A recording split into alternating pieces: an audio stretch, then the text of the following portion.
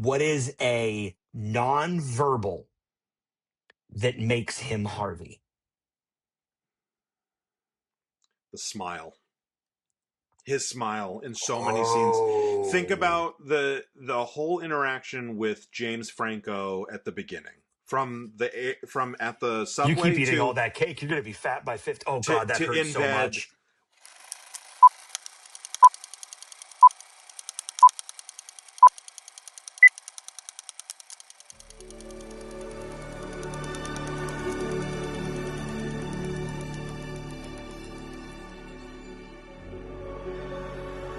Welcome back, everybody.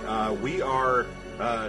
It is election day for you, not quite for us because we record ahead of time, obviously. But it's election day for you, and for election day, we decided to go with a political movie.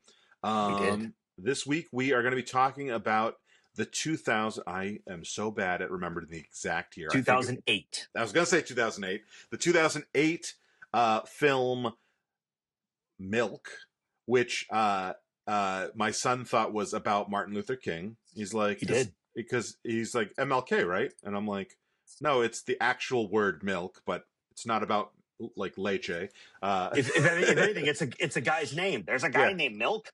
But when he said the thing about it being thinking it was Martin Luther King, I'm like, there actually like is a lot of parallels there are. in there, and I was like, oh, like it's not that far off. I'm sure that would be offensive to some, but yeah, no. So Offensive, no. You as a white guy drawing that parallel, yeah, that part maybe. as a straight but no, white guy too. right. There are a lot of, especially after the second act kind of starts, there are a lot of very clear parallels. Yeah. Between, how about this? Between any situation where an individual stands up for what is right. Yeah. Which Martin Luther King and Harvey Milk both did. Yeah. We're not going to worry about spoiler alerts for a couple reasons on this episode. One is it's a true story. It's kind of old. One is it's a true story that happened almost 50 years ago. Mm-hmm. Two is the movie itself is 18 years old. And three is if you start the movie in the first 5 minutes, they kind of give away the game as far as So like there is, so even if you were watching you pay a little bit of attention, you kind of know what's going to go on. Yeah. So like I didn't remember that until rewatching it this week. And I wasn't sure, and I didn't want to say too much because Sarah was like half paying attention for a bit of it, and I was like, I don't want to give it away. And then like 3 or 4 minutes into the movie, they're like cutting to a news anchor being like, today Mayor Moscone and I'm forgetting his actual. Was it Dan White? No. The position that Harvey Milk had was city supervisor. City supervisor. Harvey Milk were murdered today. Yeah. Or assassinated, murdered. Whatever. So I think they said assassinated, which was completely true based on what happened, what crime Dan White committed. If we were spoiler aware, I can't give the notes I want to give. Right. I can't like actively hit the stuff that I want to hit that we watched this film for, which our theme was writing and acting. You had suggested writing, I suggested acting, but then upon rewatch, I think that they go together so strongly in this movie that it you can't divorce one from the other. No. I will say also, like, I agree with you about the not being able to give the notes, but like if any of the movies we've covered so far, we can't worry about spoilers and have a conversation about this movie because this movie is so much about that. But again, it is so much about the writing, and it's also about the way that the actors took on the roles and played them, and we'll talk about that, audience. Don't worry. Okay, so we'll give a quick recap of the essential of the movie without a scene by scene breakdown. So the movie follows the character of the real life person Harvey Milk from about the age of 40 until his death. He's a gay man in the 70s who has we see him with meeting a boyfriend on the eve, like literally 45 minutes before his 40th birthday. and we see him meeting a man that ends up being his boyfriend in New York in the subway, and then they kind of in that opening scene make the decision that they need to get somewhere else. They want to get somewhere where it's more gay friendly, but also I think that they're just looking for a change of pace. And they end up in San Francisco, and they become a huge part of the community. And I think while it kind of seems like there was a gay community there already that was established by the late 70s. There was, right, but it was, huh? I was to say, but it was like largely in hiding because of what was going on politically. It was largely in hiding.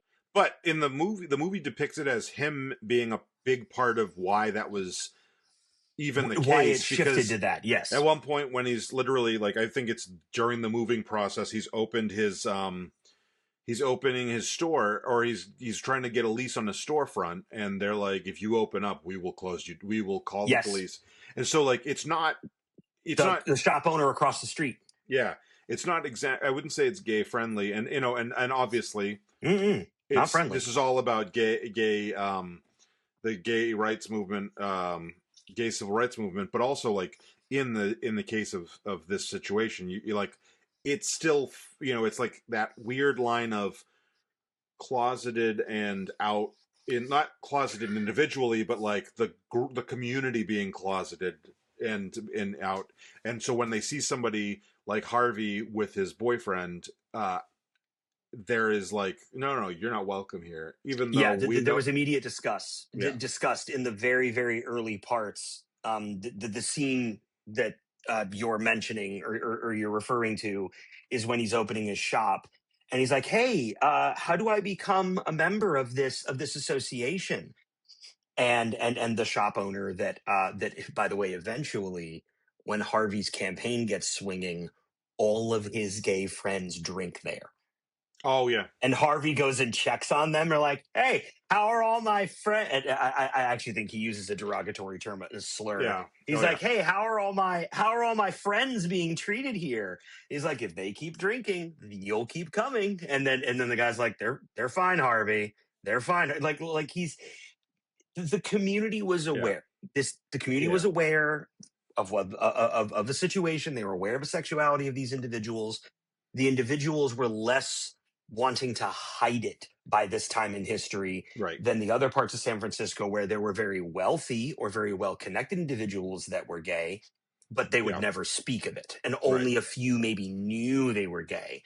When you think of gay San Francisco in 2025, that is not even the level that this neighborhood was in the mid to late 70s, because at this time, before Proposition 6, before all of the different major gay movement milestones that happened in the West Coast, but across the country, it was still very much, they were the current conservative boogeyman. Yeah. They were the problem. They were what major politicians that speak ill of others talk about, the trans or transgender or any kind of deviant community in that sense now. Yeah. I do want to. So it's a politics movie, and we can't can't talk about it without getting into politics. It is. So I watched it when it was in theaters, and I did not. When it was in theaters, we had just elected, or we were about to elect President Obama. Like, okay, we were in like that like golden era of everything is better. And so like this movie had a very different feel back then than, and I know this isn't a political podcast, but like we can't do it this week. But now watching it in 2025, you've got, there's so many levels where I was like, oh, this, like you mentioned, like they are doing the exact same playbook from this 1970s, from the stuff that was going on in the 1970s. They're just, the target is now the trans community instead of the gay community. And before the 70s was the black community. Right. They were the boogeyman from like the 30s-ish to like the mid 60s. Were the black people. The aughts, the 19-aughts. Okay, fair. If you go watch Birth of a Nation, in Birth of a Nation, there is whatever implication they could make in 1914 or whatever that movie came out in, about, like the threat to white women, essentially. Fair. Yeah. I don't think they were using all of the same, like this was pre-code. So like they were more free than they were in the code, but there was, it was very, black people were very vilified in that movie. They were. And gay people are vilified in this film. Yes. Well, even though it is truly about a triumph in the era, right? Even though it is really about a triumphant movement that Harvey Milk did for the gay community in not only San Francisco and only really his neighborhood at first, but to the entire country. The film is definitely, my gosh, what this must have been like in 2008. I'm almost jealous that you got to see it in theaters, because the experience of being there during a very big democratic liberal time of power and influence. Yeah. Like a film that would normally seem so, oh my God, I wish that was now, to you were watching it saying, oh my gosh, we've come so far. We've come so far. Whereas I was watching it, and I was just talking to my wife this morning about it, is, oh my gosh, this is what it used to be. God, we're going back to what bad this was. Like it was very much that. So it was very much that. I want to get into a couple of things. The film itself. I think that when we look at the actual events of the film itself, it's really hard not to draw the parallel between then and now. And in 2008, to not see the, like, we've overcome so much. I say we meaning society, not, I'm not a member of the LGBT community, so I don't want to take credit, but as a society, we've come so far. That was the feeling in 2008. And I'm pretty sure I saw it in the lead up to the Oscars. So President Obama would have been president-elect at that point. So we knew he was president, I'm pretty sure, if I'm remembering correctly. But and we, so the movie itself has those, the events kind of play out that way, but also, oh my God, it released in October. Yeah. So October in San Francisco, and a month later, November 26th nationwide. So yeah, I saw it post Obama. Yeah, he was either election or he was right you know. So well, I saw it in Massachusetts, so I definitely saw it post election. So yeah, no, but like there is that, like I said, there's the political parallel of just the literal, the face value gay rights. But when you look at the way the movie is written and acted, I actually think that it makes it, and transcend a lot of that. It be in the sense that you could, on, hopefully we don't go back any further on, like African American civil rights, or we've gone back on trans civil rights, like any community, like you can see that, like the parallels here and the fact that it plays out. And it's so, it's so well written, and there's so many pieces in there that are kind of like paralleled out. So, I think a lot about the X-Men.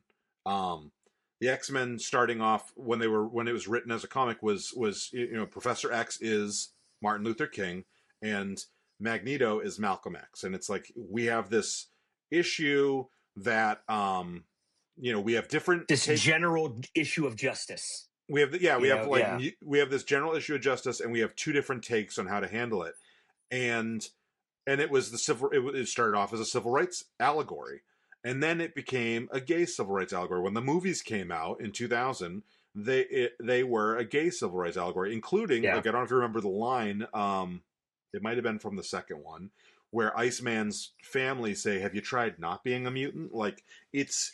and so you get... I love that. Have you tried not being an asshole? So you get the point. You get the fact that, like, these struggles are, unfortunately, they're almost like poetic in the fact that, like, this is a stanza, this is a rhyming stanza that rhymes with that, all the way down the line. Hopefully at some point we get to the point where we just start treating people like people.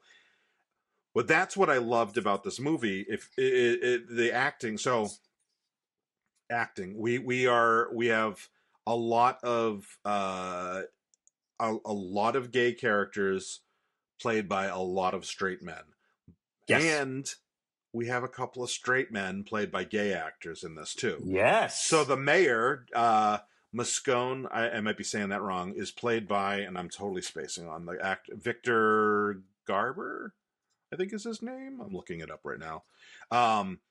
Who is awesome, by the way. He's been amazing in everything. I'm most familiar with him from Alias. He was the father on Alias. He was, and he plays like I remember at one point seeing something, an interview with him years and years ago, and him being like, well, as a gay man, and being like, oh, I didn't realize he was gay. But he's like never been, it's never been hidden as far as I'm aware. It's just never that part of his identity necessarily. Right. Which was an interesting choice to make him the straight mayor in the movie. Yeah. And then the other, do you know who the other gay actor was that was playing straight? Mm-hmm. It was the guy who brings forth the bill. The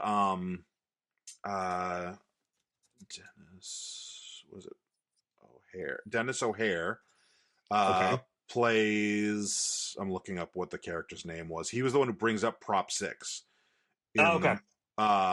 he's also a gay man he plays like essentially the most bigoted person that we actually see depicted. So like Anita Bryant is just shown in actual clips of Anita Bryant.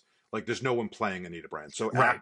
so like representationally we have a gay man. Yeah, so I thought it was really interesting that the two of the characters, the kind of, I don't want to say the most villainous, because obviously Dan White is the villain of the movie to some extent, Yeah. but the guy who is shown with almost no nuance That's as true. a villain, whereas Dan is shown with a lot of nuance, is played by a gay guy playing a straight guy. And then you've got the, look at the main cast of characters in Harvey's like posse. You've got Sean Penn is a straight guy playing a gay guy. James Franco, straight guy playing gay guy. Diego Luna, straight guy playing a gay guy. Yep. And Emil Hirsch. And there's a bunch of others. I'm pretty sure a lot of those other like background characters. I also thought it was really, when we talk about acting, Sean Penn wins Best Actor for this, and Thanos. What's Thanos' name? Josh Brolin. Josh Brolin. Josh Brolin gets nominated for Best Supporting Actor. James Franco could have been nominated for Supporting Actor. Yeah. Emil Hirsch could have been nominated for Supporting Actor. Diego Luna, I think, probably could have been. He plays it, and I think that, like, unfortunately, it's one of those things where, like, you have so much representation that you are going to end up with a stereotype because stereotypes do exist. And so, like, and the way that his character is portrayed is kind of stereotypical. It's very similar to, you ever see Dog Day Afternoon? Yeah, I was about to mention that is another one of my favorite films in this same kind of like ilk. It's that same trope of the like hysterical woman, the hysterical effeminate woman man. Like gay person being portrayed almost in the way you would play a hysterical woman. And so like, but I'm sure that exists, especially when you're looking at a large spectrum, and we do see a wide spectrum. So it would be kind of like, like if you had any other group and you're playing 100 different characters and one of them is a stereotype, like you're not going to think so much of it. And I didn't think that this didn't work. It's just hard to tell. It's hard to give Diego Luna the proper credit when you're looking at it from that lens. But I think that potentially you could give him an Oscar nomination for that too. And yeah, I mean, you could, but at the same time, I think Diego Luna's character was almost difficult to love for a lot of people, me included, because he's kind of the dude that takes the attention away from Scott Smith. Yeah. which is played by James Franco. So Franco is like the one you were mentioning earlier. That's his original love interest, Harvey's Yeah. original love interest. And then Diego Luna's character kind of takes that away and becomes Jack becomes his new lover until he kills himself. Yeah. By the way, that is a fantastic scene. Fantastic in the And sense that yeah, I know what you're saying. Like, it's heartbreaking. It's so perfectly played. I was going to Sean, say your it's the heart acting. breaks for Sean Penn in that Yes, scene. So and and specifically all of the ways that a heterosexual person can match the tropes of a late 70s gay but in power influential kind of person.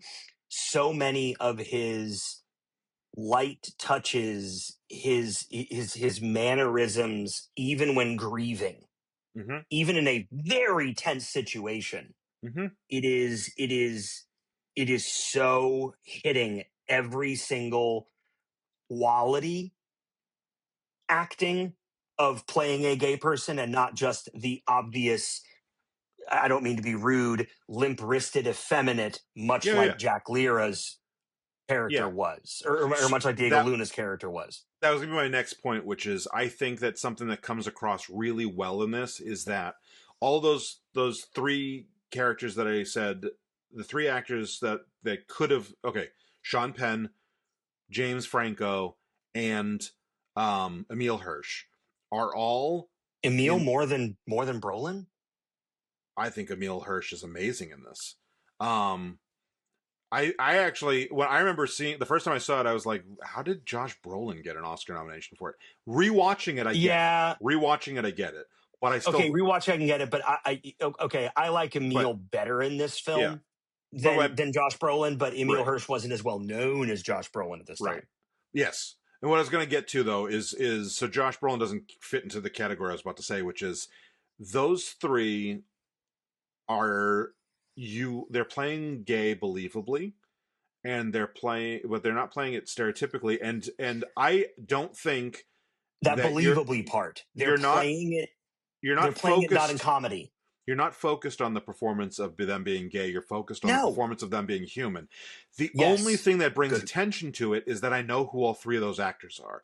If I didn't know who any of Yeah. those three actors are, I would just assume they were gay guys playing the roles of, like, and that kind of, it works both for and against the straight casting straight guys to play gay guys. Is a one of the arguments for it is like being gay isn't a um what about it's not like an acting challenge for you. It's not like it's not a meaty role. Okay. Being gay shouldn't be the role. And I think that this movie shows that.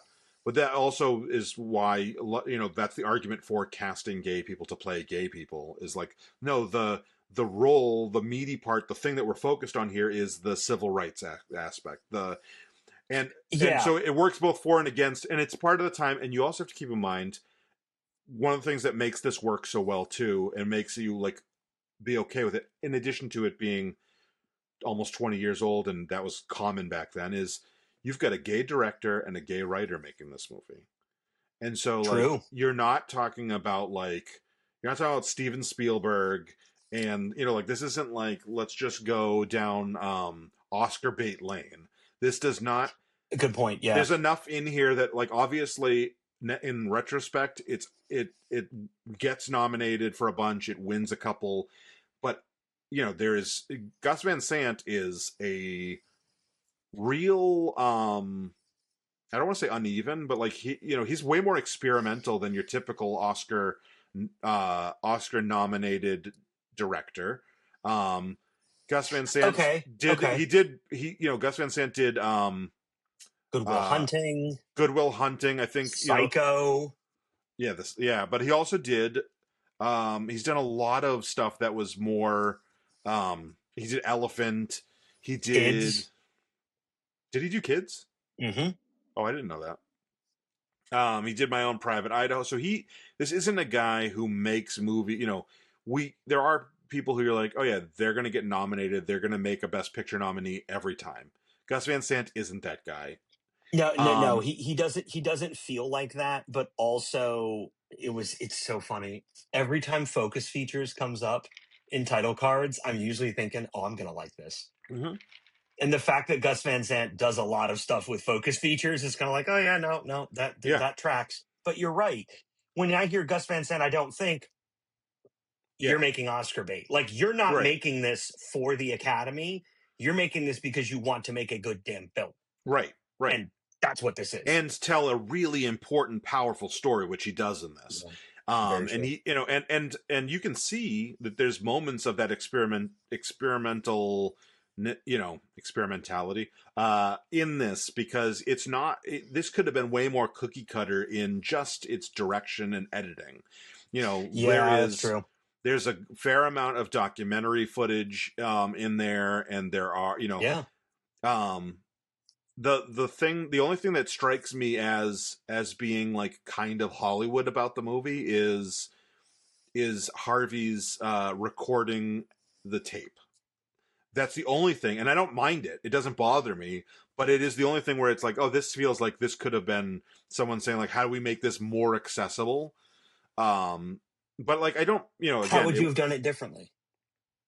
I'm just saying, like, I don't know that you could have just had him throughout his speeches make the point. And that's not a I think this needs to be fixed. That is more just like, this movie is not cookie cutter. That is the closest thing. That's the thing that stands out as, this feels like something the studio might have been like, okay, you can do your, all your oddball things, but we're going to add this, just bring people a little more sense of tightening it up a little. Okay. I was about to mention, for a more casual audience, him giving his, posthumous / not posthumous will over recording as like he's the narrator, kind of, sort of, but he's really like, it's not as much narrator as it is storyteller. And narrator, I mean in a film sense of, I'm going to be off screen and I am not a character. Like, it's not that kind of narrator. It's like self-posthumous narrator, because obviously he's assassinated by the end of the film, and he is giving his will on an audio cassette. Yeah, it wasn't enough to bother me, and in fact, I think it worked really well. Sometimes if you had gone, like, it serves a function to bring back Gus Van Sant's filmography. Elephant, I did not like Elephant. I think it was too nebulous and experimental. And I think that, like, reining in it a little bit would have been good. If this is reining in some of that, like, movies are collaborative. You can't. I know that some people want it to be their vision, and I get that, but like, movies are a collaborative art, and so like, if somebody reined it in a little bit, I'm fine with that. But like, you get into that aspect of them, the creative team behind the camera being gay men, I think helped it a lot, so that it helped it feel authentic. Yeah, you don't feel like, there's a lot of movies where you'll go back, watch other movies of that time and before, where somebody's playing, like, to bring up Dog Day Afternoon. I saw a clip, I saw an Instagram or a YouTube video the other day about someone talking about how you get all these trans performances that end up getting Oscar nominations because they're trans performances, not because they're good performances. No. They were going to say, what they said was, they're playing trans women, and they mentioned Dog Day Afternoon. They mentioned Jared Leto in Dallas Buyers Club, and he goes, then they get nominated for Best Actor, even though they're playing a woman, and they show up male presenting, and it makes everybody feel more comfortable with the whole thing. The whole, cis straight. And so I that's a little less at play here. And it's not tropey in a cheesy way. And so the other thing that I think needs focus is, when you look at both writing and acting in this, is that I think the focus here is humanity more than it is gay humanity.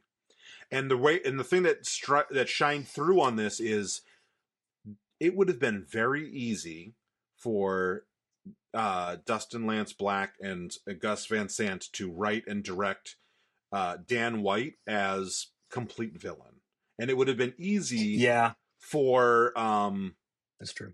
Josh Brolin. I keep thinking Thanos. Josh Brolin to play the character as a villain, but we see a really and I didn't remember. He doesn't go villain until the very end. Like no, you kind of feel like, oh, the two of them are eventually going to get along. Like, there's tension. You can tell the two don't get along, like, in work, but when you see them outside of the courthouses or outside of the city offices, they're almost just talking to talk. It's maybe you remember or not. I don't. When they say the thing at the beginning about Mayor Moscone being assassinated and Milk being assassinated, do they mention it's by Dan White? I can't remember. No. Okay. I don't think it's specific to that. Okay, because I was going to say, I wonder if that was there because we're gonna show you that this man is a human being, but we also don't want you to think what you just said. Maybe you were right, and where we think this guy, like the first few scenes with Harvey and Dan connecting, Dan is, like, yeah, I'll help you out with that. Like, we got to work even together. when there's tension. When there's tension, it's like y'all are doing your job for your constituency. That's what it always felt like. So when Harvey's saying, well, if you don't look out for things in my district, because Dan, the first scene I remember is when they're in one of the chambers and Dan's saying, oh yeah, you remember when I got that mental hospital out of my district because I didn't want and he said some nasty shit. I didn't want all those people, in my community. And then Harvey said, well, what about this thing? Yeah. And you can tell he was pushing back. You can tell Brolin or Dan was pushing back on it a little bit. And then Harvey says, well, you're not going to get the gay vote. And you need it just like I need some of your straight vote. Yeah. So it was always, we don't have to agree, but it's the humanity because we are here for our constituency. We are here for our voters and also audience. This is not president election. This is a popular vote election. So even though it might be district, as in I won this district, it is all down to popular vote. Yeah. So it's genuine. How many do I get? So there was less of this lobbying BS that is done in presidential elections now, where as long as I get enough, I don't care about the rest. No, there was genuine belief in the humanity of every one of these individuals, even the ones that were hating the gay community. They were only concerned, but deeply concerned about their constituents. So it had a lot of that. Humanity is the focus here. You could swap out Prop 6 and the gay movement with, like you mentioned earlier, the movement of Black and immigrant families. Or you could make it about name your specific thing that was a movement, that was a humanitarian focus. It's that. Yeah. That's what this film meant for me. But I agree with you on that home as well, but I also think that the performance, there's so, like, we see Dan go through that and he's struggling emotionally. And you almost go like, oh, they at the end they throw in the thing about the Twinkie defense and his mental health, and obviously that's more his. But what my point was that, like, that has almost become a joke, or not like a joke, but like it's like such a farce of a defense, but like you see that, like, no, he is having mental health issues. I actually went back and watched the scenes. I went back and watched how Brolin, like that very first scene where he's in front of the fire truck with that woman and he's like addressing the media. And then you really do see his physicality, the way that Josh Brolin had his mannerisms, the way he walked and carried himself. It degraded as the film went on. And that was something I had to go back and watch. Because again, when I saw that, because I didn't remember, like, that's how farcy and just absolutely silly the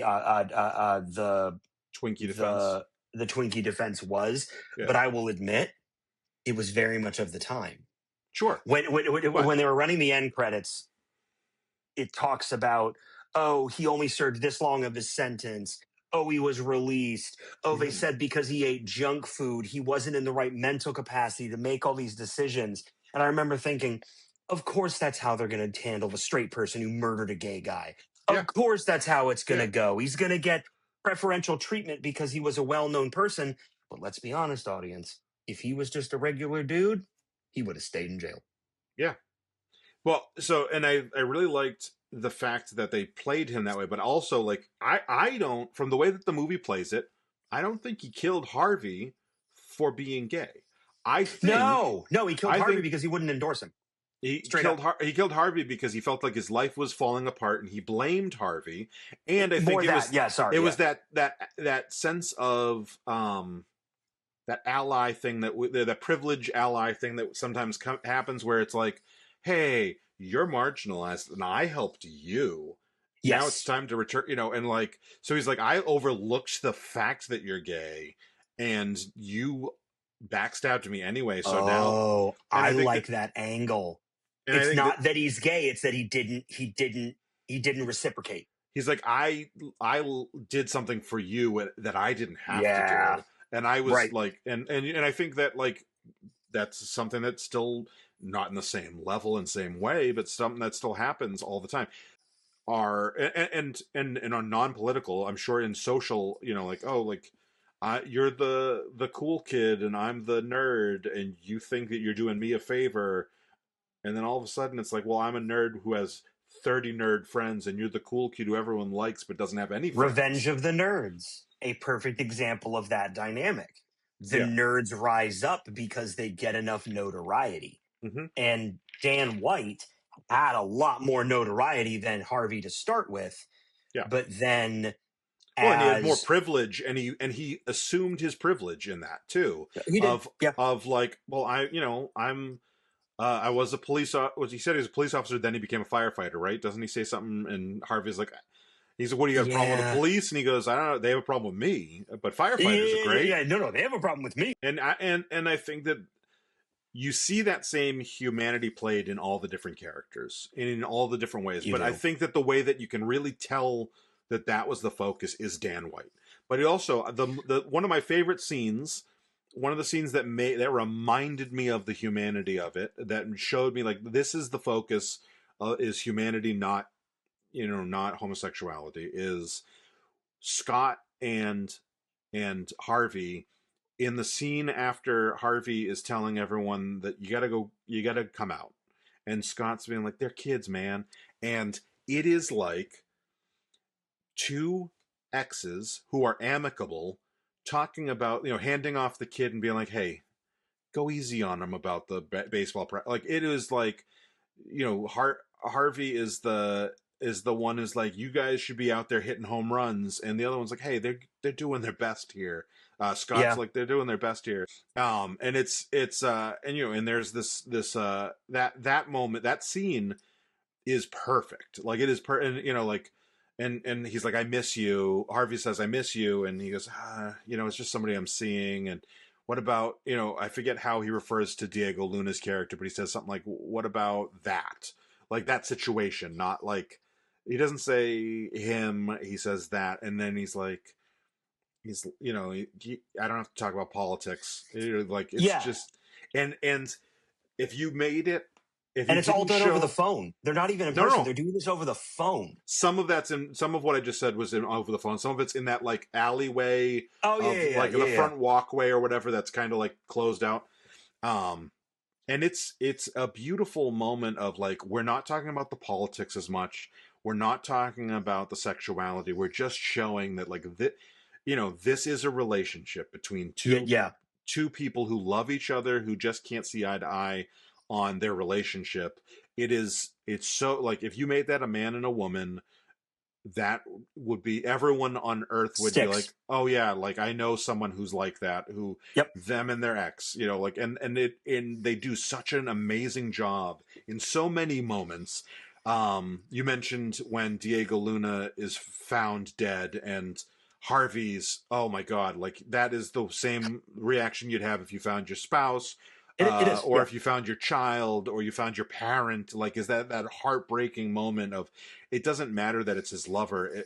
It just matters that it's a person whom he loves, who he has Yeah. found dead, and he nails that point home when he's talking. I think it's to Dan. I could be wrong, but I think it was to Dan earlier, Think it is. before the suicide, when he says the thing about, I've had four lovers or Oh my dated God, in my yes. life, and And three have committed three of them have tried to commit suicide and one because, was successful. Dude, no, that it was before that Diego Luna's oh death yeah, yeah, yeah, scene. yeah. And he's like, That he goes, was "This is life for us. This I is life know. and death for us. This is not just like whether or not I have to pay an extra 2% in, Yeah.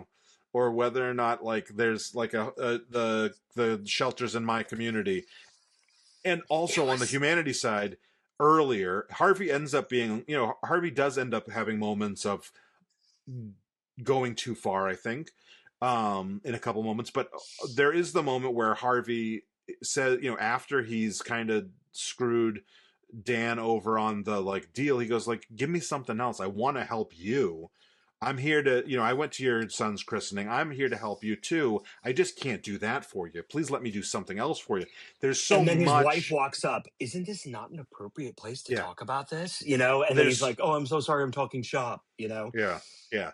There's so many moments of just desperate for human connection in non-sexual relationship ways Yeah, too. And this movie is I would say one of the like best ensembles I've ever seen, but also it is one of the most like human, diving into humanity like movies. And that's why I think it transcends. That's why, like, if you, I think that everyone should be watching it this year. Like, if you're like, it will remind you of things like that. Like, we have a lot of, unfortunately and fortunately, yeah, it will remind you of things. we have a lot of the problems. Like there was the moments of the marches, and there was, like, oh, I'm a politician, I can't say this, but you can go do this, and like there was all the strategy of it, and the effectiveness, and how to organize, and there was so many things that were so deeply human, so deeply Yeah, democratic.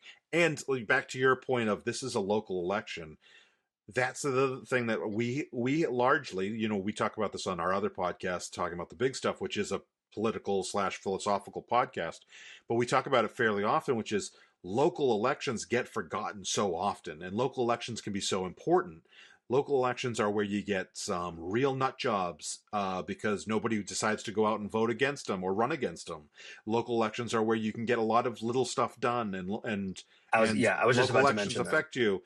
And this movie shows how local elections can be, like it shows like it's a town. I mean, I know that San Francisco is a big city, but it's a city. Tell me what the position is again. I keep forgetting because it's not a thing. City supervisor. City supervisor. That's like that's one step away from the one of those signs that you literally like, I don't know what party that person Right. is I was going to say, I because don't know they're what party they running are. unopposed, but they put their sign up anyway. Yep. Like that is what, that's kind of position. And Harvey Milk not only becomes the first openly gay Openly man gay man. in elected in the Elected U.S. office. in the U.S., but also he represents during he helps win over the state in that Prop 6 thing. Also playing into the fact that Ronald Reagan was gearing up to run for president, so you got the Reagan help, and or not necessarily they met or anything, but Reagan supported it, and Yeah. it was like all kinds of other Actually, pressure, but that's brought up too. He talks yeah, to Danny's like, you even got Ronald Reagan Reagan, coming. yeah. Right. Are you really going to go against him? So you So, get like so much there, and I think yeah. that that's a really cool part of this movie is it reminds us that, like, and I get it, we live in Raleigh. Raleigh's not San Francisco, and if you're watching this at home, you might live in Sheboygan or whatever, and that's not San Francisco. But it doesn't mean that like these local elections can't be really important to your individual life, but also they can end up Yes. having these these huge ripples because Harvey No, had the they absolutely platform can. to do what he did because of all those things, and he never had the chance to elevate higher than that position due to his assassination. So think about the impact he had as a city supervisor. It's such a stupid little position title. Like it it's is. like it's so. It's one of those ones where you don't even really know what it does. Like, Yeah, I guess it's probably like a town council position. Comptroller. That's the one I was trying to think of. Comptroller. I was like, I'm the comptroller of Raleigh. Yeah. 2025 is a great example. We're not in the midterms. We're not in a presidential election, but there's still important shit to get done, voting wise, and that's what this movie. Because this movie, he runs every year for 3 years in a row before he wins. Right? He wins on the third year, I think, and he almost quit on the third.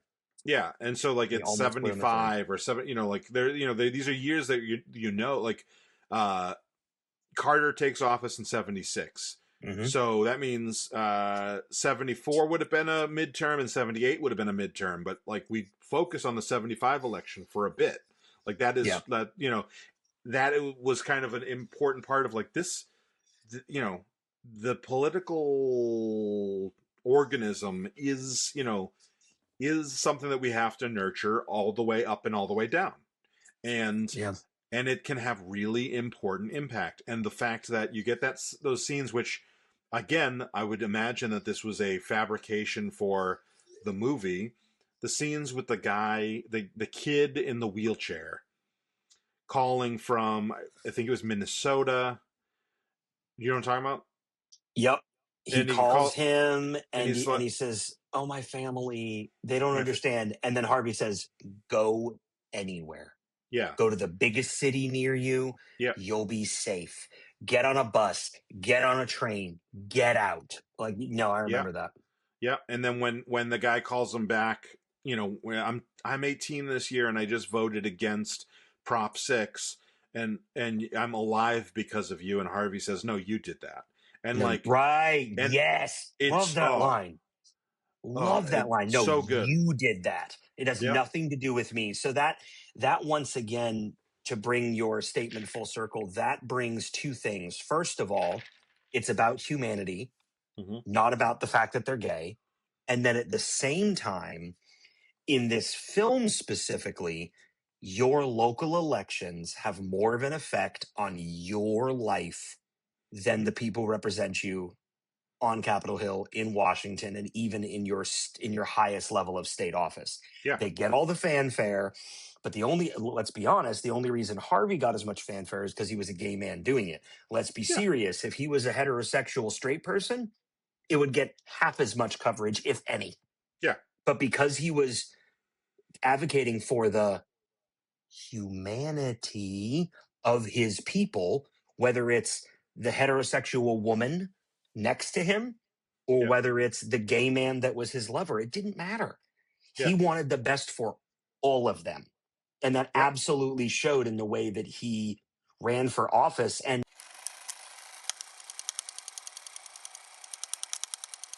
he never made it about himself. It was genuinely never really about Harvey. He wasn't this. There was one scene, I think, that but he also, I think it's natural. Which scene? You get a little when he goes into the mayor's office and he says he doesn't get his job back. You don't give him his job back. If you give him his job back, we will never. When he's too cocky, and he's talking to the secretary, and he's like, "Oh, do we have a new one elected yet?" She's like, "No. You won't give him his job back." Like, No. Before that, when Harvey goes in and says, "Don't give him his job back. If you give him his job back, though, you will lose the gay vote and you will lose the mayor." You will lose the gay vote. Yeah. And then he goes, "You sound like Boss Tweed," and he goes, "I like that. The sound of a gay man in charge with some power." And yes. That's another human level because we don't make Harvey to be a, like. We all hopefully know that like MLK was a flawed human being, but sometimes we have a tendency to talk about him with such reverence that he's something more than a human. Harvey, infallible, I think, infallible. You could easily go that route making this movie about Harvey, and I think that scene Okay. is a moment of like, we don't know, because power corrupts, and also like he's a human being. Like, back to the humanity of it all is like, he is a human being, and would he have become abusive of his power? We don't know what happens, because because he doesn't get to go any further. I mean, that's literally like a day or two before he dies. I was about to say it's That right scene. near the end. Yeah. But there is that moment of like, Harvey isn't perfect, and like, and it's not just like, oh, he was too obsessed with the work, kind of like imperfection. Like, that it's my like my least favorite question in every interview is, what's your biggest weakness? That I am too much of a perfectionist. Like, Yeah. we don't do that to Harvey. We don't say like, oh, No. I mean, there are moments. There's the moment where Diego Luna says, why do you care more about poop than you care about me? Oh Because they're yeah. doing the poop initiative to clean up Yep. dog poop, which also I thought was it was really like humorous and charming. The whole like him like stepping in poop and being like, oh, to the camera. But it was Yeah. also like, he has to play politics with stuff that doesn't matter to any Might feel specific group. unimportant to him. Yeah. Yeah. But it's And for the better of and the and he whole community. and he helps pass the city ordinance because of that. Mm-hmm. The gay rights discrimination, anti-discrimination ordinance, by cleaning up dog shit. And like, so you see like how the human, that like, doing each other the favor kind of thing. But we see that moment where, like, where Diego Luna says to Harvey, um, like, you care more about poop than you care about me. And that would Mm-hmm. be easy for a screenwriter to say, and that is how we show that he was a flawed human being. But we don't do Yeah. that.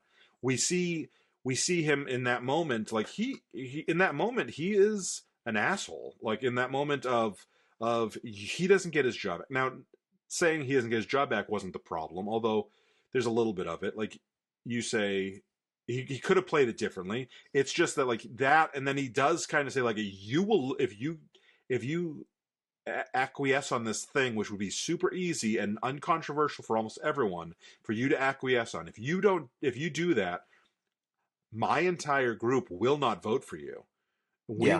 We will politically, we will kill your political career. And And he I was says, about you to won't be say, elected and that, dog catcher, which yeah, dog poop dog I like catcher. that. Yep.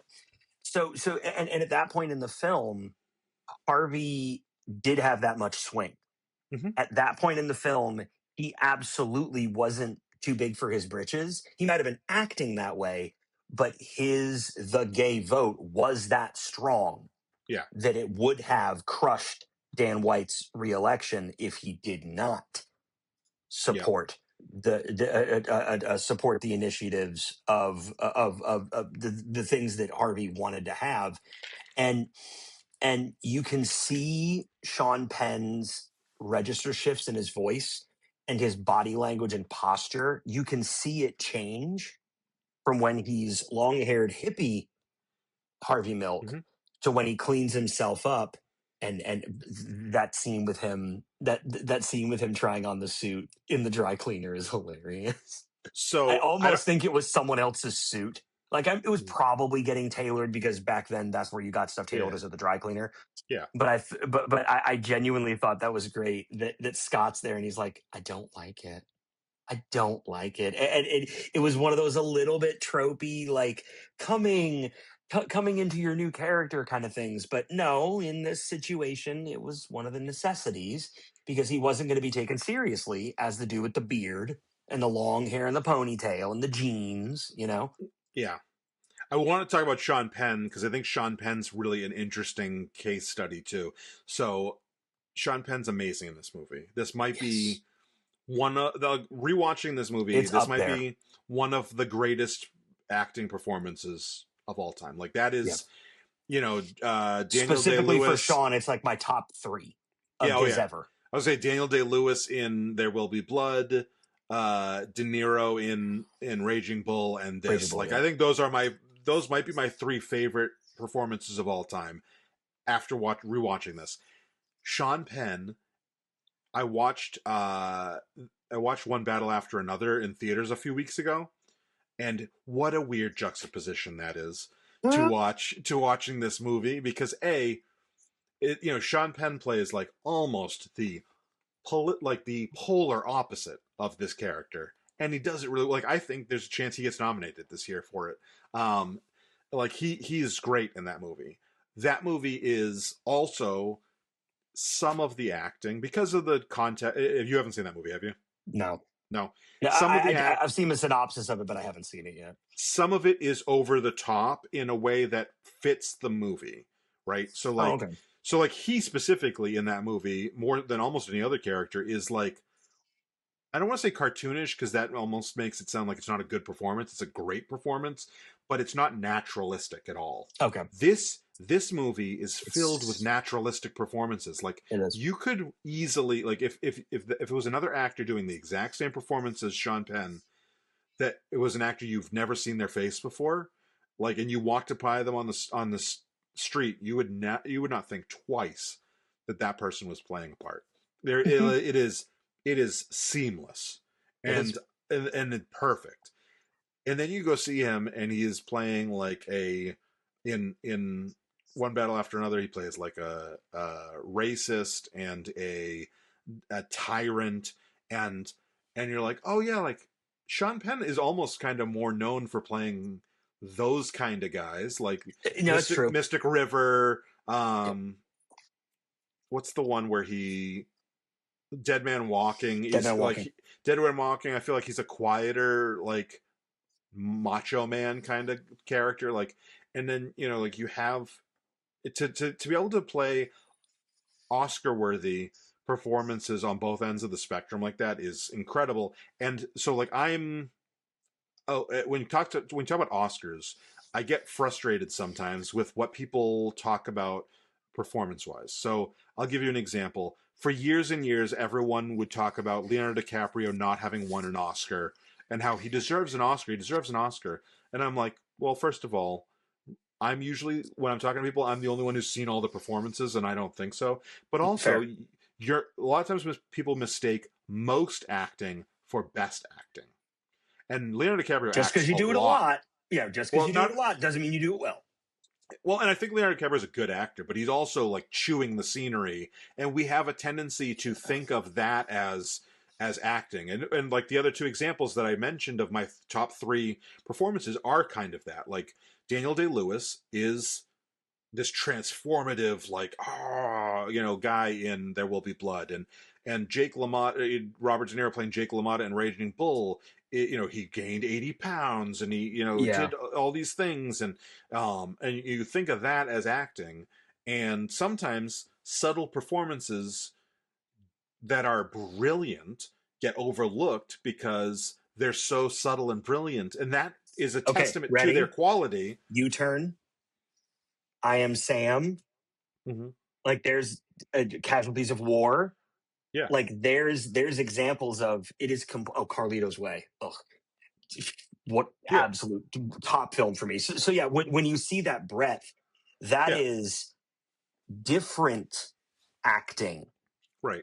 Not like Jason Statham is not going to get an Oscar for always playing the British gangster. No. But he does it convincingly. Right. But well, let's go back to Leo for a second. And I'm not trying to diss Leo or knock Leo. I think he's a really good actor. I just think that people, like, you go from Wolf of Wall Street is this over the top amazing performance, and then you look at the Gangs of New York and The Aviator, and all of these performances are very different. This is not a guy who's being pigeonholed, but it's also not a guy who's doing subtle. I actually think One Battle After Another is kind of one of his more subtle roles.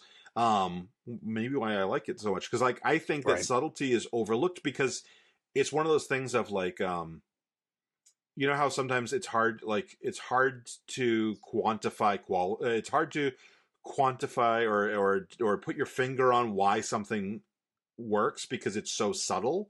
And sometimes really good performances get that problem, and they get to that like point where like everybody's like, well, yeah, but they weren't really doing much, and you're like, no, they were doing a ton. It just was subtle. So like Sean Penn in this movie is doing a ton. What he's doing is he's balancing the at no point does Harvey not seem gay in the movie, but at no point does he seem like a caricature, and at no point Okay, does he. yeah, no, good and call. and In so fact, the like other people do more so than him. yeah, and you can do that with You can. any like if you were playing if you were playing you are an Italian American, but if you were playing an Italian, you could go like, "Hello, I'm a Mario," or you can Yeah. come in and you could do it the way that like Robert De Niro does in Godfather 2, where it's like you know, I'm going to talk to you like I got the You're accent a little. aware, but I have it's the not accent a little overdone. bit. I little words like and gestures and mannerisms, but you're not like, hey, look at Mario over there. He's just Look punching at this punching bricks. Like there, guy. and there is an art to that unfortunately, when you're trying to appeal to the masses and you're trying to go get seen, like we don't the masses don't appreciate that the same way. Yeah, And no, I don't. sometimes it even is the Oscars, and I think unfortunately that's a big problem with the Oscars, is that when they do reward that, everyone's like, "Why the hell did that?" And then and the Oscars are hugely flawed. I'm not defending the Oscars, but like that's part of the problem is you've got an industry that's hopefully trying to recognize these amazing performances and amazing things that are subtle. And I mean, not to say that everything has to be subtle. One Battle After Another is not subtle, and I loved it. It's my favorite movie of the year. Sinners, my second favorite movie of the year, not subtle.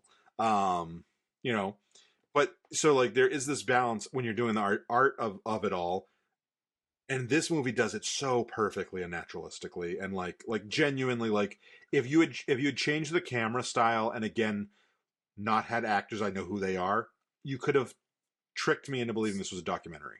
Yeah, For that matter, even Anne Cronenberg, were played by their she was actors. great too, and I think that she could have. I think her performance could have been Oscar worthy if she had had more screen time. She didn't have enough. I, Yeah, no, she didn't have enough screen time. so I don't. Allison I Pill feel could have Alice. easily gotten a nomination. That's I true. feel like it felt like when I was going over it in my head before we started recording, I was like, Allison Pill is great, and I don't want to sound sexist. It's just that she doesn't have that much screen time. Like what But does she have? Maybe like 15 lines max. Like that might, yeah, you see her, and good point with the lines. You see her on screen almost as much as you hear her talk. Like she's there for a bunch, but she's just a background character.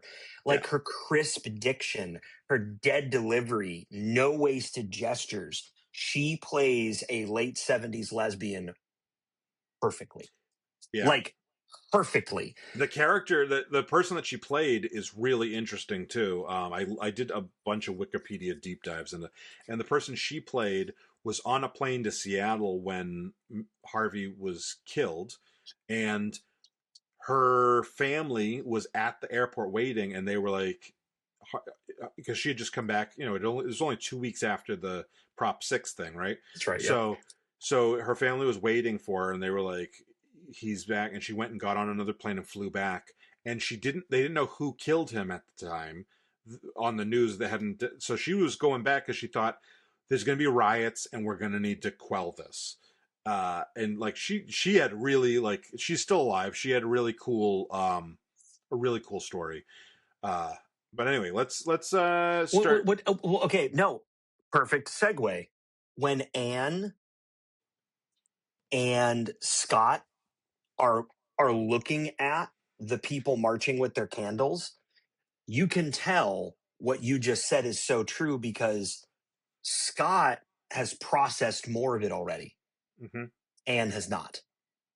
Yeah, I mean, yes, Scott was there for more of Harvey's time, yeah, but Anne, as a lesbian, completely understood how important this was and was in that very moment just experiencing the gravity that his movement had in person, whereas Scott had seen that forever. And even Cleve had seen that forever. So for the mhm. two of them to like have a more, we've already moved past the grief stage, we're now in the acceptance stage, her like being dropped right into that and seeing just this huge street. It actually reminded me of my first No Kings protest when I was in Durham and I look behind me and I can't see where the people stop. Like they are so far up Mangum Street that I can't see the street sign, I can't see the Mm-hmm. street, I can't see the sidewalk. There's that many people, and that was the smaller one of the ones I went to. So it was very much experiencing that, and the way that these actors, Alison Pill playing Anne Cronenberg and James Franco playing Scott Smith, even Hirsch, like the way they played these characters, it was never tropey. It was always transparent. And I never, like you said earlier, I never didn't think, well, they could be a little straight, you know. Like I never thought Yeah. that. But you know what I really enjoyed? And they really had a spectrum because They Cleve did. is so much Super more. effeminate. I wouldn't say he's effeminate, but he's not stereotypical, and he's not a cartoon. He's not Jack from this or from Will and Grace. He is. He's not even Diego. That's he's what not even. He's not even like Diego Luna's character. That is so obvious. Like no, but we don't see Diego Luna's character till later. So True. At the moment, Cleve is the most, and also to be honest, the way they meet, the way Harvey and Cleve meet is even very specific to San Francisco and that neighborhood at that time. Harvey points out directly, so you're going to turn tricks? Mm-hmm. What street corner are you going to be on? What are you going to do? And then Cleve says, as long as they got money, I don't care. Something like that, right? So rent's got to get paid. So it was very much like these characters were played so convincingly because they were played by quality actors. Yeah. And sorry, I want to go back to that scene for a second because the writing in that scene too is great because he says the thing, Harvey does the same thing of like you're gonna turn tricks, and he kind of recognizes the stereotype, but as much as the plight. And then in a scene or two later, when it's the reflection of the whistle, when they're talking about the whistles, and he's like, so he was killed while he was walking down with his trick, and he's like, that wasn't his trick. Oh, that was his lover. Yeah, that was his lover. That wasn't a prostitute. That was his lover. Yeah. Right. And he's like, and I think there's that moment of like, oh, like I get that there's a reality to that, but it's also an insulting thing to, and I think that's, and we don't ever hear him really say anything. Call it what you want. I even think Harvey says, call it what you want. That was his lover or something like that. Yeah. No, he says, no, he says, the cop says, call it what you want. Yeah.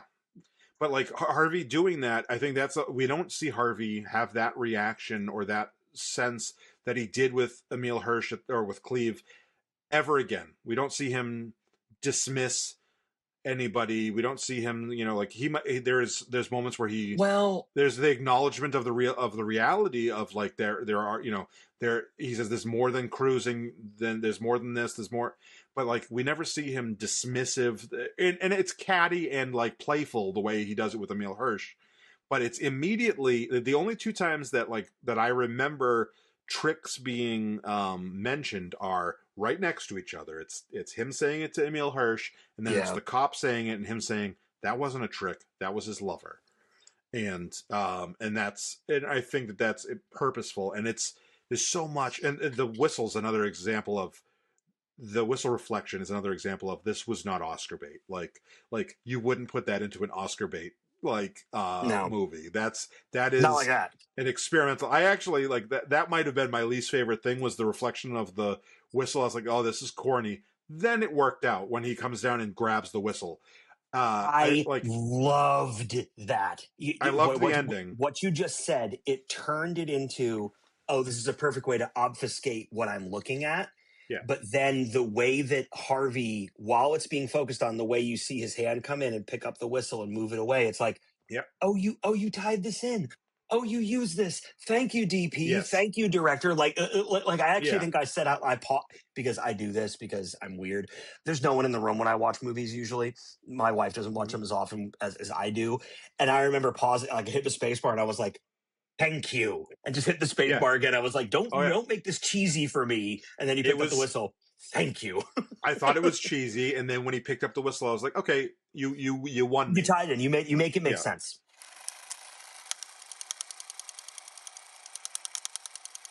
I'll watch parts of a film, and while I'm in some of these scenes, I'll take notes, and then I always like to ask Mike, who is much more of a filmmaker than myself, like, "Hey, what do you think of this?" It's not even hot takes. Sometimes it's even Yeah. just like, I want to hear your take on it, right? Okay. So for Sean Penn, because we've talked so much about acting, and I've talked about his light and like delicate timber with his supporters, but then his posture changes when he's addressing different groups of Oh people, yeah. like when he's in his suit in one of the first scenes where he's suited and he's talking to that group of people and even makes an obvious joke being clear he's gay. Yeah, I think it was And supposed to then be the Teamsters or something. Yeah. yeah, it was like the Teamsters union. He's like, "Oh, and sometimes I put on my heels." Like it was sometimes like that. It was just so delicate. Yeah. So what is, for Sean Penn, what is a non-verbal that makes him Harvey? The smile. His smile in so many scenes. Think Oh, about the whole interaction with James Franco at the beginning, from at the you keep subway eating all that cake, you're gonna be fat by 50. Oh God, that to hurts in so bed much, when he dude. just. When he said that after we know he's been assassinated, Mhm. and Harvey's saying to him, because it was same scene from the beginning of the Oh, movie, and then "Oh, at I'm his not gonna birthday make it till party, 50."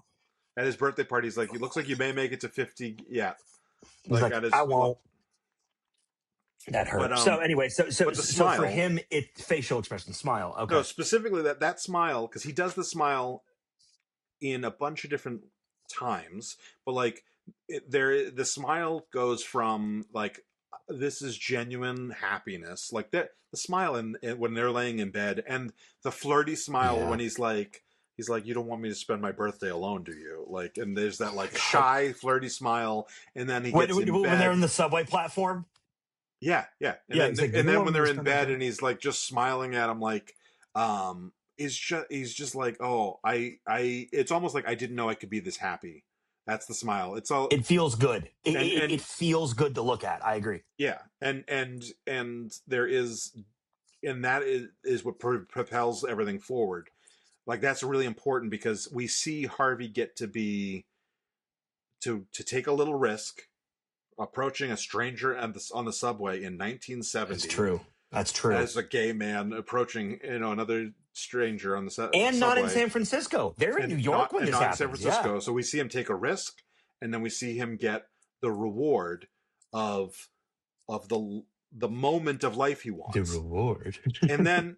But then we see him take the risk in San Francisco of going out and being gay, True. and then the reward of forming a community around his business, and then quickly the political risk, and it takes a little while to get to the reward, and Yeah. so it's this like you have, especially in I think it's going back to um uh Hard Eyes, where last week we talked about the opening scene being like a microcosm of what the rest of the movie ends up being. Okay. Yeah. This opening scene with James Franco, the opening scenes of him in the subway and then him in bed, is that like he is going to go out of his comfort zone a little bit, and it's going to pay off in a huge way. Okay. Yeah. Yeah. Yeah. And then we see that's what the movie is and and and and we see that too in him advocating with that group in the apartment or basement, being like, you have to come out of the closet, like basically you have to take the risk for us to get this reward, which this reward is nice for some of us, but it's essential for so many of I us. was about to say it's nice, but it feels nice to you, but it's essential for the other people. Right. So that's the humanity part Right. again. Yeah. Yeah. I and agree with then that. and then when he goes out in, I think it's his final public speech that we see in the movie, and he's saying like, you got to come out of the closet. Like right before they vote on Prop 6, he's like, you got to tell your family and your friends, if they really are your friends, you got to tell them. Your And like coworkers. he's like, I've learned this. You've got to take Yeah. the risk to get the reward. And you see I you like that see that angle. moment of even right out, in between that first scene where he's talking to the group and Scott says to him, like, you're the biggest closet case, and he's like, but I did it. And I came Mm-hmm. out, like, I took and now I'm getting the reward. And he's like, he wants that for everybody else.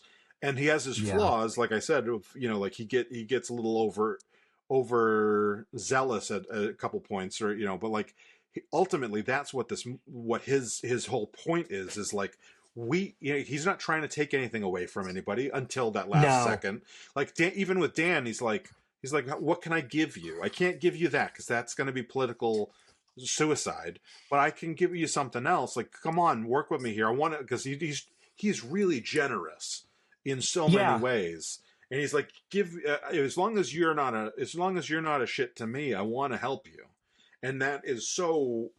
And I think that, like, yeah, we see it, like, he gets it himself, and then he spends the rest of the movie trying to build it for everybody else.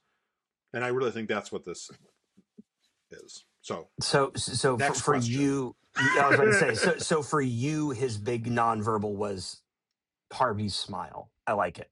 Mhm. So speaking of people that Harvey was involved with, um, Hirsch. So this, I know what when I think this was, and it wasn't the obvious.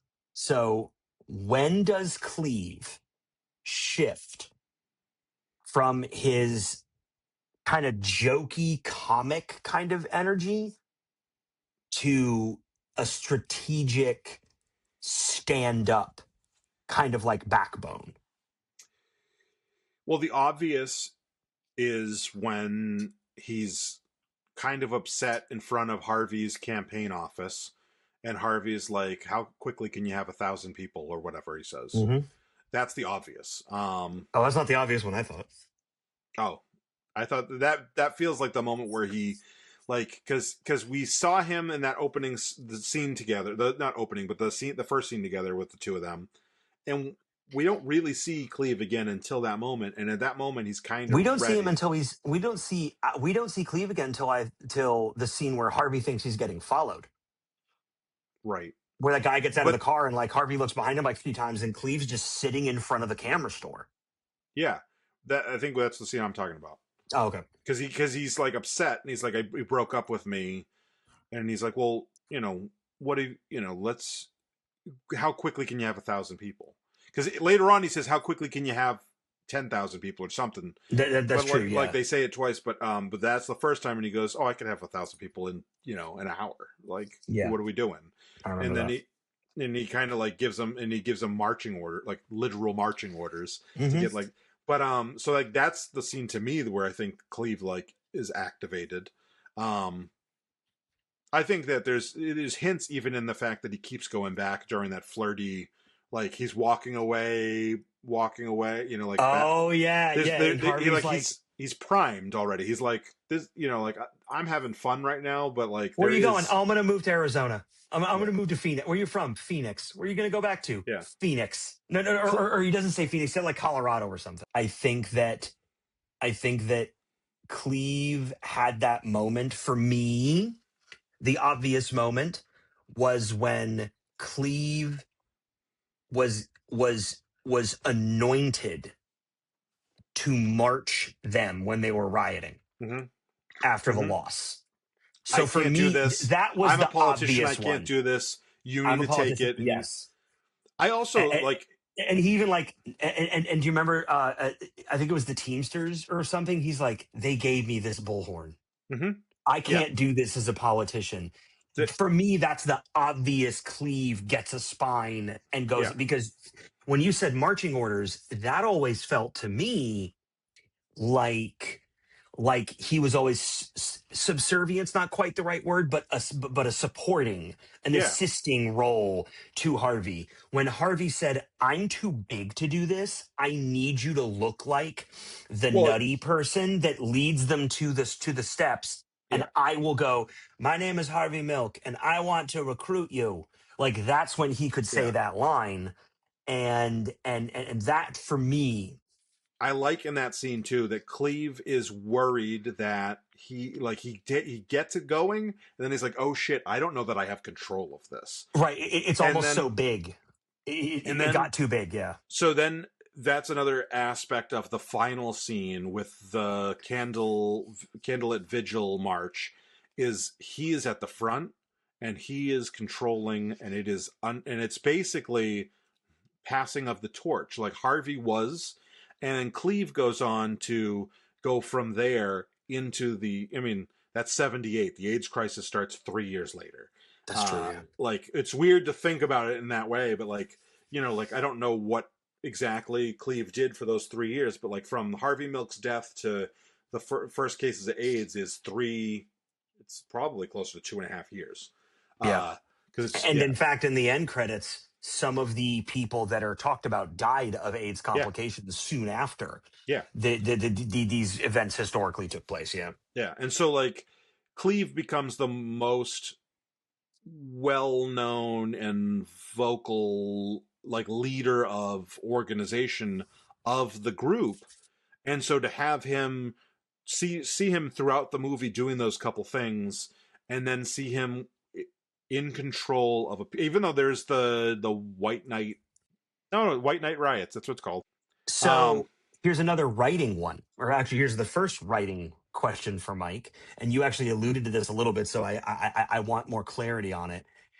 The taped will voiceover Yeah, that's sort of the narration, but not really, because they cut to it. It's never like too much over the scenes. yeah. Is it structure or sentiment?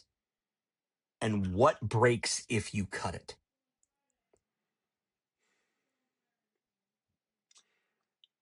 It is. I think that it This is one of my is. favorite ones. I knew this would be good. I think that the reason why it's there is for structure, and the way they make it work is by playing into sentiment. Because I think that realistically, what it Ooh. is they're worried that if they don't spell it out for certain audiences, that certain audiences won't get it, and so you need it there. But you don't want to dumb it down too much for audiences, because this movie is both niche and wide, right? Like this movie, Yeah, niche in a lot of those, but like, all mature. It's right, niche and wide, but all mature right, in the sense that like a 12-year-old is not going to figure it out. right. They're not So going to like, understand it. but also like I think they probably wanted, there's sometimes people who will go see a film that the subject matter is out of their comfort zone because it has a prestige to it or an actor attached to it, or I'm sure that there was some level of, we're going to get people who know nothing about gay rights, Yeah. who maybe aren't pro gay rights but are just not outright bigots, and so we need True. to spell some of it out for them. And and the way to do True. that is this like this narrative structure that we're going to throw around it, but the way we're going to make it work for the people who are more in on the things, like me as a filmmaker and storyteller, and gay people who knew about Harvey Milk and all the other stuff and his legacy, like for those groups of people that are a little more tapped in before going into it, Yeah. who might be cynical of that kind of framework. Okay, well, Okay. we're going to use it as a way of letting Harvey talk to the audience in a way that feels like we're honoring him as well. And Okay. I think they did. That's why I don't have a problem with this, because they did it so beautifully. It is like he is kind of getting to make a summation almost for his case in a but he's also doing it in a way that is, again, focusing on that, like he's human in those moments when he's talking. There, a lot of times narration, even when it is done with the, like, I'm reading a book like The Princess Bride, or I'm doing Princess Bride's a Like the bad true example. third person, they're not a character in the film narrator. No, Yeah. no, like sometimes even in a narrator where they are a character in the film, but like they're doing it, like there is very little performance in the narration. It is just, Oh, and it's like J cut style. It's absolutely audio over yeah, scene. It's I'm reading a book direct. Yeah, yeah, right. yeah. But I know there's what you're no talking about. emotions in the narration. There is no, Disney's good for that. yeah, and Old this Disney's good for that. and yeah, and Sean Penn is he's as much Harvey Milk in those scenes Oh, as he he has is in the genuine other emotion. scenes. Yeah. And he Yeah. is as there's the moments of calm reflection which wouldn't go into other narration. There is those like sighs of relief. There are, like he's It's true. performing there, and so they make something work that could be, for us cynics of film cynics, could be cheesy, and they don't. It's not Yeah. cheesy at all in this. It's No. yeah. No. And then of course the second part of that is, what do you lose if you cut it? If anything. I think you Because I think you lose. lose a ton. Yeah, I And think that. it's that stuff you were just saying, Yeah, that added garnish, the sighing, the elation that you could hear when Harvey would say certain stuff. And as I mentioned earlier, when they cut to the table that he's sitting in the kitchen yeah. and it says Okay, second tape if needed, yeah. like that. Okay, so I also want you to think about other politicians who, to whatever extent their career is completed before they die. Think about all the presidents who had 2 terms and are done. So Bush, Clinton, Obama. Mhm. They write these books that kind of look back and reframe, Oh, okay. and they kind of say like, here's what I couldn't tell you at the time. Here's what Oh, here's what was going through my yeah. head that I couldn't. And this is this is Harvey's way of doing that, since he never got that in real life.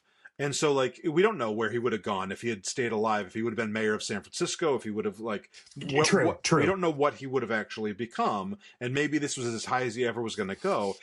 But like ultimately you get these memoirs after a successful political career, and Harvey had a successful political career. That's hard to deny that he got what he wanted to get done, at least to the extent that he was able to go there. Like I'm sure he would have loved to get to see the passing of marriage equality. Was it Obergefell?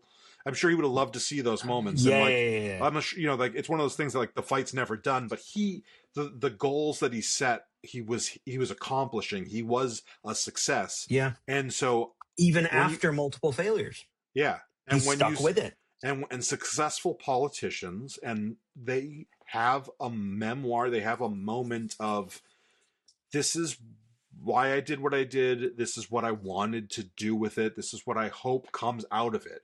And when you're killed, you don't get that opportunity, and Harvey gets that Yeah. opportunity in this.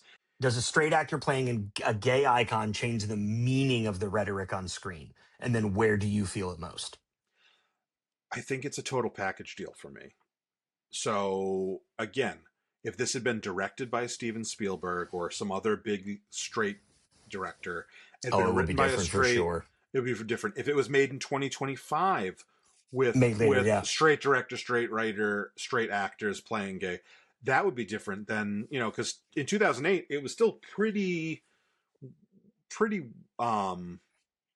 widely accepted, or maybe accepted is not the right word, widely practiced, that you could hire straight actors to play gay Yeah, characters. it wasn't taboo. Doing it wasn't taboo. Right, Doing it wrong was the taboo. right, Yeah. and so I think like you have to take all of that into account. But I think that it's the total package of the performances. Is there anything that could have been improved in this movie? And for me, Nope. the answer is Nope. no. Okay, it's I sort of no, because Yeah, I can align with you, the way you discussed the use of the recorded will voiceover thing. yeah. That I can But agree it won with. me over. It won me over in the end. Just like the whistle scene. Yeah, Just like the the whistle few scene did with things me. I'm like, of the few course. things that Oh, I you're picking it was up. yeah, the few things that I was iffy about end up being, so that's why I say no. Okay. So do we recommend this movie? Yes. Yes. 100% yes. Absolutely. It is worth your 2 hours, guys. It is Now, worth your 2 hours, oh yeah. especially this is why we picked it, especially in our political environment. I 100% recommend it because, and we said this earlier in our episode, you can replace further back in history black with gay, and then now you can replace trans with Yeah. gay, or you can replace gay with trans. Like, you can flip those angry conservative boogeyman things back and forth and totally get the same result. And in fact, some of the same, and this is frustrating. You were talking about him earlier. The who's the dude, that other gay person playing a straight guy? Who was that? Dennis O'Hare, I think or the one that was the mayor, or the one that was the guy with the bill. no, Dennis O'Hare. That's exactly who I was thinking of, because as soon as I saw that, I was like, oh, American Horror Story. He is absolutely the kind of person who, to me, it's kind of interesting because he's, to me, he's so obviously gay in the way that he acts. Even I thought his portrayal of a straight dude was like super not, it didn't Yeah. sell me. And that's because I am so, my wife even blames me Homophobic. for this. Exactly. I am so passionately angry about religion that anytime someone mentions it, I immediately dismiss them and think they're evil. So as Yeah. soon as Dennis O'Hare's character is saying, and you can't argue with God, I'm like, fuck you. I knew you'd say that, you sniveling shit. Like, as soon as he said it, I was like, I don't wanna do it anymore. Like, it was immediate anger for me. Yeah. So it was just so obvious. Holy, we liked this. We Yeah. both liked this. Yeah. Wow. Okay. I am not It is our 100% sure. okay, guys. It's tied with our highest. I It's was tied with our highest. I was gonna say I'm not entirely sure. I don't want to go higher on it. I just like want to My leave a no no little no room. no. My quality. I almost went 9. I'm serious. My quality. I almost went a 9, which if I did would make it our highest, but only by a half a point. So Yeah, for I'll go me, fun first. Oh yeah, you. watchability. For me, fun watchability. I gave it an 8. It is fun, not because it's fun in a filmmaking kind of sense. And I'm doing my jovial little thing because when I look at these other films, I'm like, Exorcist was fun because I'm thinking about it as a film nerd. Same with Rosemary's Baby. Same with Evil Dead. Hard Eyes was fun because it's so silly and slapstick in some sections. This Yeah. is fun for me because I got so invested in what these actors were portraying, and I got so invested, even if it was different actors, in what was going on the screen. There were so many Yeah. beats where I was thinking, holy shit, man, I feel something. Like so many times that hmm happened. And then for I quality, it gets an 8 because it's not perfect quality, which for me would be like The Departed or The Second Godfather. Like, those are what? Same I with think you? the Departed's overrated. Quality. I didn't say fun. No, no, Quality of no. film. I I don't know think it's it's. Scorsese. We'll have to do that one because I've only watched it the one time. So it's also so, so, around the so same time. Right. So films like that, quality, it's good, it's edited, the audio's properly mixed, the color isn't too bright and then crushed, the dynamic range is where I want it. Like, so many things for the quality of a film, it's where it needs to be for me to say I would recommend this wholeheartedly. And actually, even if the quality was a bit shoddy, like say this was a lower budget film, because the fun and the quality of acting is so high, I would recommend this anyway. Yeah. So for me, I did 8 as well for the fun watchability. Why are you a Again, 9 on quality? hold on. I'll get to that. So I was gonna say similar to your fun watchability. I would. I almost gave it a 9 because on fun watchability because watchability more than fun because fun's not the right word, but it was it wasn't one of those ones where I had to where I struggled at all to keep myself in it. The time flew by. If it Oh yeah, wasn't for the ending and Diego Luna's character's ending, it would have been like basically like a good time, like for the most part, true, true. The seeing the sad stuff characters wouldn't be so sad interact it hurts. was fun and warm Yeah. hearted and light. So like there's so much, even like if even the stuff with Dan White up until the ending, like the back of like he was sad, but like but it made me like Harvey even more in most of those scenes when he was like, come on man, what can I give you? Yeah. Like Yeah. there's so there, it was just I was like, oh, this is something I could watch. Like it I could watch this again in the next 6 months and not be like at all put out by that at all. Agreed. Which my favorite one of my favorite movies of all time. You mentioned The Godfather and Godfather Part Two. I watch those once every couple of years. Like Me those too. are not like movies that you just sit down and watch for a good time and like I just throw it on a Friday. Like this I don't know that I would just throw it on a Friday, but like if Sarah was like, "Oh, I'm sorry I didn't finish that with you. Do you want to rewatch it?" I'd be like, "Yeah." Yes. And I wouldn't, like this is a great movie. Like other than a few of the sex scenes and stuff, like if Logan was a little older and was like, "Dad, I want to watch that movie now that you watched the episode," I'd be like, "Yeah, okay." Like You know what? The sex scenes weren't they're not too egregious. no. They're not egregious, and they totally fit what's going on. Like none of them felt like a sex scene to be a sex scene. It felt like no, that's what those characters are doing because they're that Yeah, passionate about each other. yeah. They're that I'm just they're not that cool with stressed Logan out. seeing. I'm just not seeing cool with Logan seeing blowjobs yet. Like, sorry.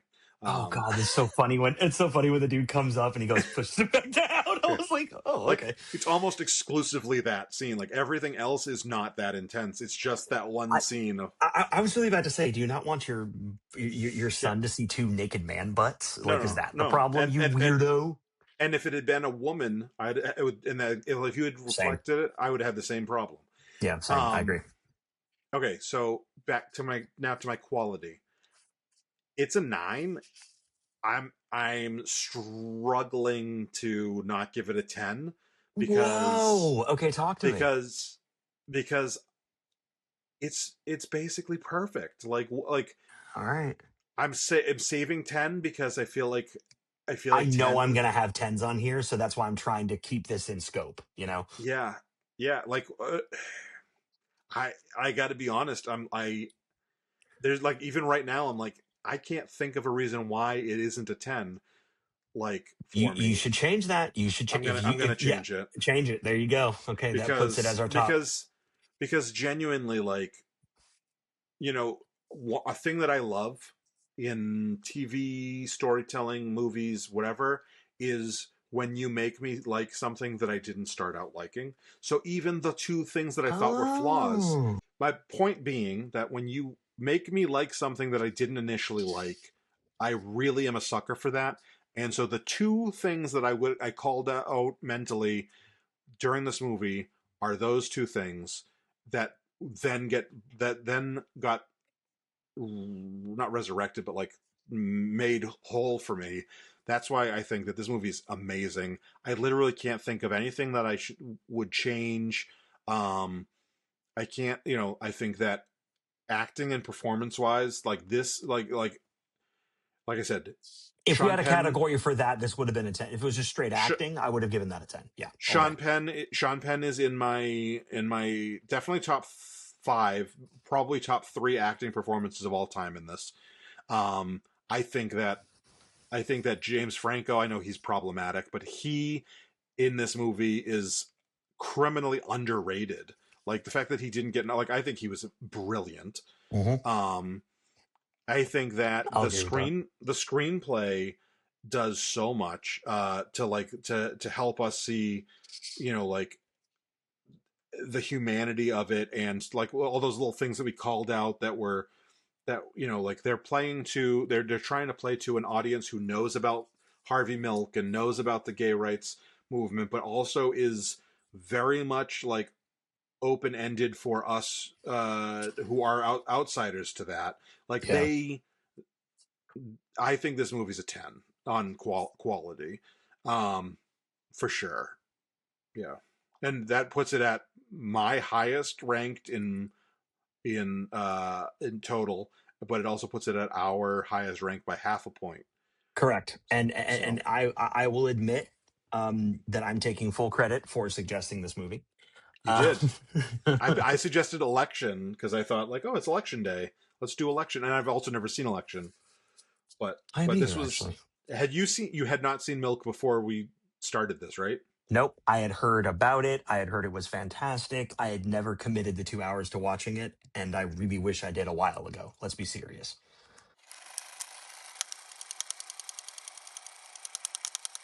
Yeah. I did. I'm excited because, I mean, as much as I really liked Horror Month,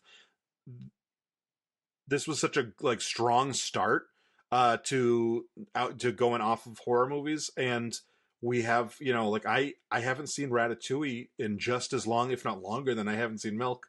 Is Ratatouille going to be another 10 in either of the categories for me? Like, I'll be serious. Ratatouille gets played a lot in this house. So does it? Okay. yeah, it gets played a lot in this house. Well, anyway, so It's so good. It doesn't matter. yeah, so I'm excited, like going forward to Ratatouille next week.